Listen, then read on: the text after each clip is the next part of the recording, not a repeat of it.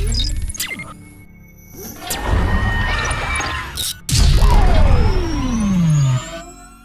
स्वागत है स्टूडेंट्स आप सभी को मेरे इस एक नए केमिस्ट्री वाली वीडियो में।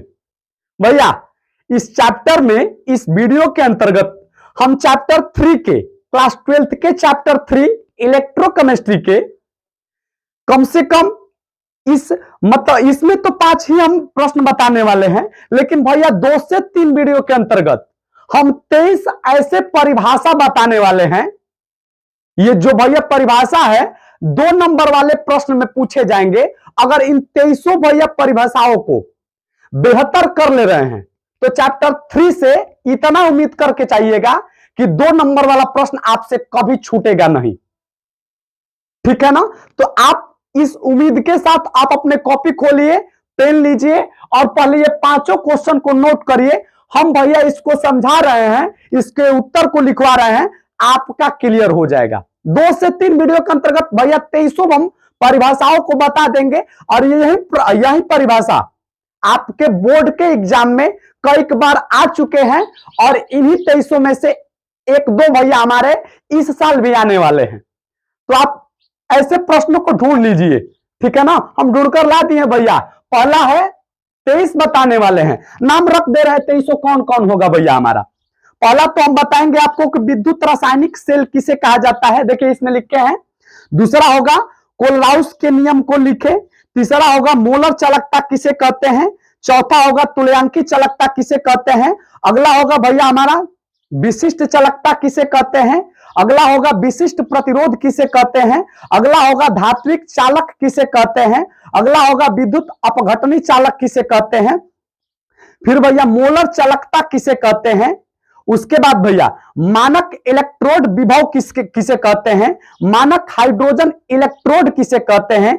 विद्युत रासायनिक श्रेणी किसे कहते हैं। विद्युत अपघटनी सेल किसे कहा जाता है। फैराडे के प्रथम नियम को लिखे, फैराडे के द्वितीय नियम को लिखे। प्राथमिक सेल या बैक्टीरिया किसे कहते हैं। शुष्क सेल किसे कहते हैं।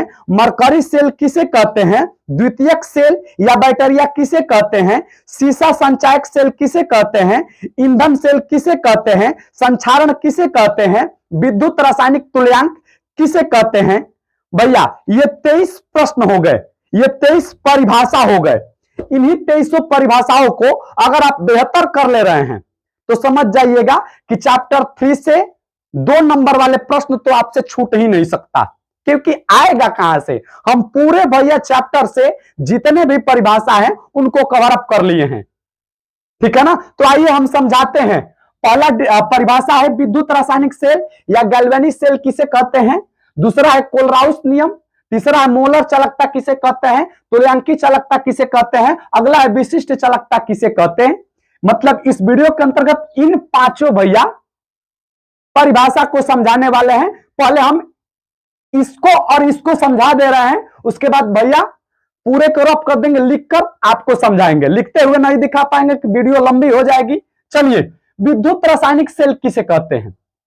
तो भैया यह एक प्रकार का ऐसा सेल होता है, यह एक प्रकार का ऐसा यंत्र होता है या युक्ति होती है जिससे भैया हमारे रासायनिक ऊर्जा को विद्युतीय ऊर्जा में परिवर्तित किया जाता है। मतलब वैसा यंत्र या युक्ति या वैसा सेल जिससे भैया हमारे, जिसके द्वारा रासायनिक ऊर्जा को विद्युत ऊर्जा में परिवर्तित किया जाता है, उसे भैया हमारे विद्युत रासायनिक सेल या गैल्वेनिक सेल या वोल्टीय सेल या रेडॉक्स सेल के नाम से जाना जाता है। हमने क्या बोला? वैसा यंत्र या युक्ति या वैसा सेल जिसके द्वारा रासायनिक ऊर्जा को, केमिकल एनर्जी को भैया इलेक्ट्रिकल एनर्जी में कन्वर्ट किया जाता है, परिवर्तित किया जाता है, उसे हम लोग विद्युतीय रासायनिक सेल या गैल्वेनिक सेल के नाम से, मतलब भैया इनपुट के तौर पर हम लोग भैया देंगे क्या? भैया हम लोग देने वाले हैं केमिकल एनर्जी, और भैया सिस्टम हमको देगा क्या?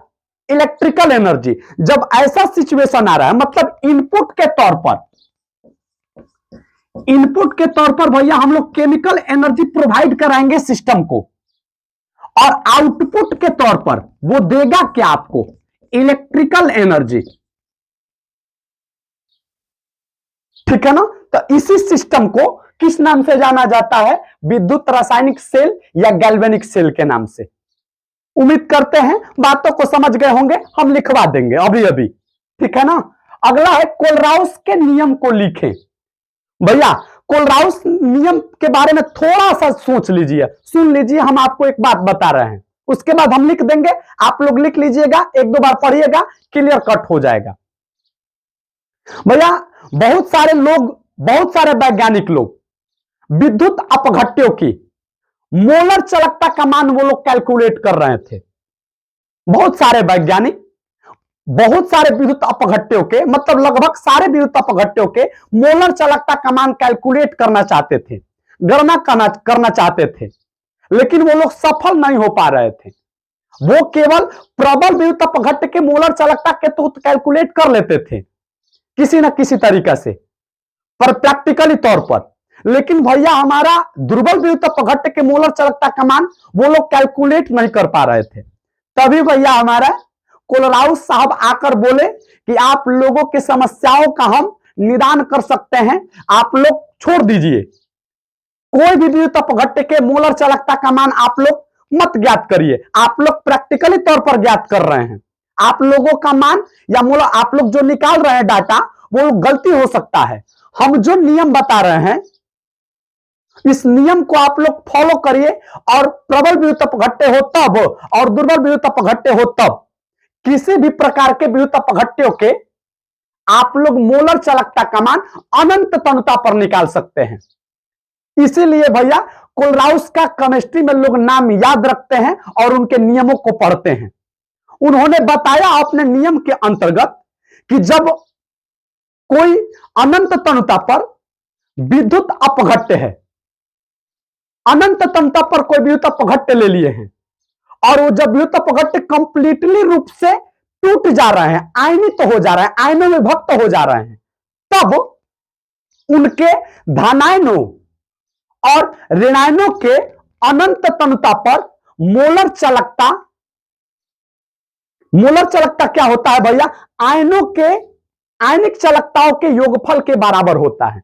मतलब का नाम था उनका कि NaCl का अनंत तनुता पर मोलर चालकता, NaCl के अनंत तनुता पर मोलर चालकता, इसके आयन मतलब Na+ के अनंत तनुता पर मोलर चालकता, और Cl- के मतलब क्लोरीन आयन के अनंत तनुता पर मोलर चालकता के जोड़ेंगे, तब ये NaCl के अनंत तनुता पर मोलर चालकता का मान आप कैलकुलेट कर सकते। ठीक है ना। कोई दिक्कत परेशानी, हम लिखवाते समय में बेहतर वर्ड के साथ लिखवा देंगे, आप समझ पाएंगे। एक बार फिर से ट्राई कर रहे हैं भैया हमारा। उन्होंने बोला क्या, उन्होंने बोला कि किसी विद्युत अपघट्य के अनंत तनुता पर मोलर चालकता का मान, किसी विद्युत अपघट्य के अनंत तनुता पर मोलर चालकता का मान उसके उसी विद्युत अपघट्य के धनायन और ऋणायन के अनंत तनुता पर मोलर चालकताओं के योगफल के बराबर होता। कोई दिक्कत परेशानी, उम्मीद करते हैं बातों को समझ गए। हम दो ये पहले लिख रहे हैं, उसके बाद ये तीन को समझाएंगे, लिखवाएंगे, काम खत्म हो जाएगा। तब तक ये आप लोग प्रश्न को लिख लीजिए। वैसा यंत्र या युक्ति जिसके द्वारा रासायनिक ऊर्जा को, मतलब केमिकल एनर्जी को विद्युत ऊर्जा में, मतलब विद्युतीय ऊर्जा लिखिए यहां पर, केमिकल एनर्जी को विद्युतीय ऊर्जा में बदला जाता है, विद्युत रासायनिक सेल कहलाता। ठीक है। आप लोग बोल सकते हैं कि वैसा सेल जिनमें इनपुट के तौर पर केमिकल एनर्जी दिया जाता है और आउटपुट के तौर पर सिस्टम हमें इलेक्ट्रिकल एनर्जी देता है, तो इस प्रकार के सेल को भैया विद्युत रासायनिक सेल या वोल्टीय सेल, या गैल्वेनिक सेल, या डायनीय सेल, या रेडॉक्स सेल के नाम से जाना जाता है। दूसरे प्रश्न को, दूसरे परिभाषा को पढ़िए। दूसरा परिभाषा था कोलराउस नियम पर, कोलराउस नियम को लिखें या टिप्पणी करें। तो हमने क्या लिखा? अनंत तनुता पर,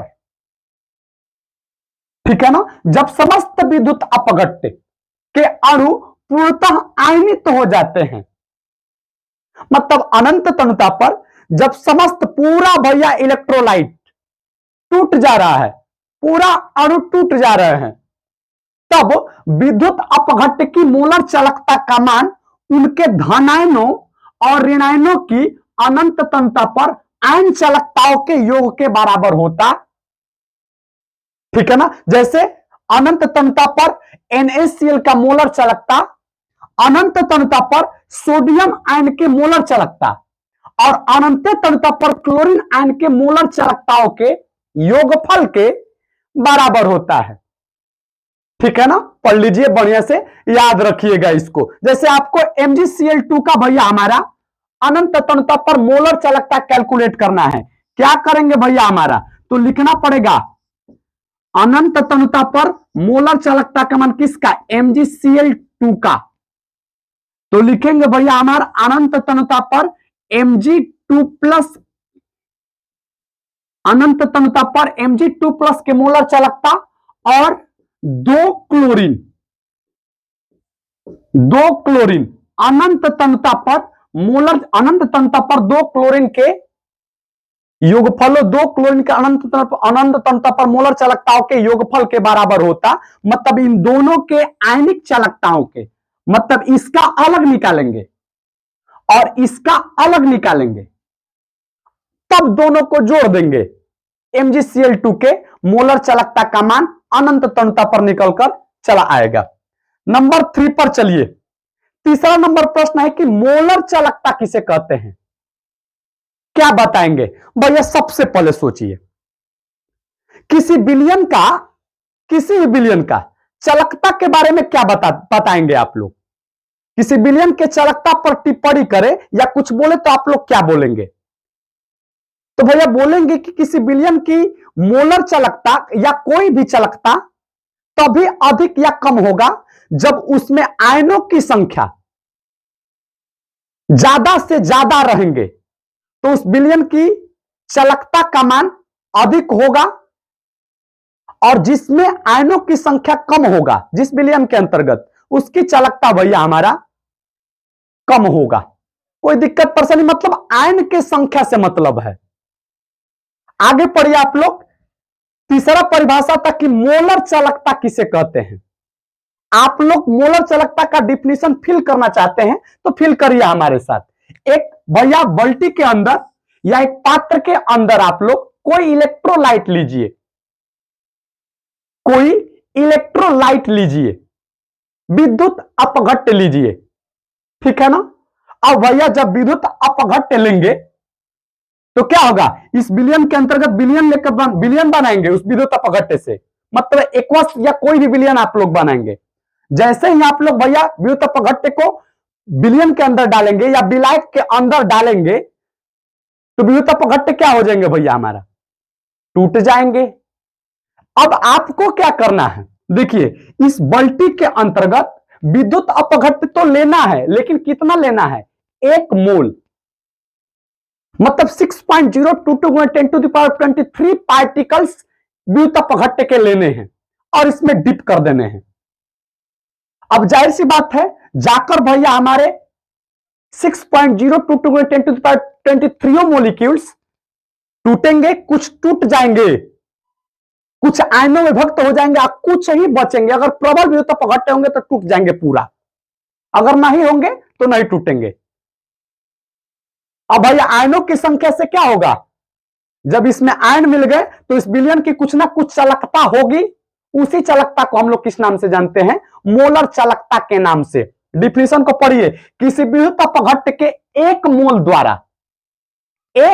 द्वारा विलयन में प्रदत्त आयनों की चालकता को उसकी मोलर चालकता के नाम से जानते। हमने क्या बोला?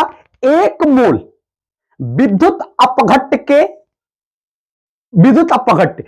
के जितने आयनिक चालकता होते हैं, आयनों द्वारा जितना चालकता उत्पन्न होता है उसी को मोलर चालकता के नाम से जानते हैं।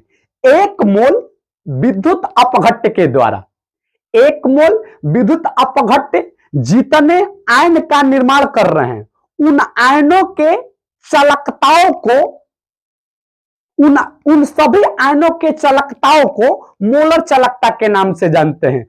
उम्मीद करते हैं कि आप फील कर पाए किसको, मोलर चालकता को। इसे भैया हमारे मोलर चालकता को हम लोग लेमडा एम से सूचित करते हैं और कैसे निकालते हैं तो कप्पा गुणे 1000 अपॉन एम। एम जो है भैया हमारा मोलरता है, ठीक है ना। अंत के दो परिभाषा बता रहे हैं, ये आप लोग कौन था भैया, तुल्यांकी चालकता किसे कहते हैं भैया, मोलर चालकता के भाई है तुल्यांकी चालकता। मोलर चालकता में कितने मोल विद्युत अपघट्य आपने लिया था, 1 मोल विद्युत अपघट्य लिया था। और तुल्यांकी चालकता में भैया हमारे 1 ग्राम तुल्यांक आपको विद्युत अपघट्य लेना है, 1 ग्राम तुल्यांक। अब भैया तुल्यांकी भार के बारे में सब कुछ पढ़े होंगे अगर आप नॉर्मलता जैसे टॉपिक को पढ़े होंगे तब, नहीं तो आपको ये डिफिनेशन याद ही करना पड़ेगा।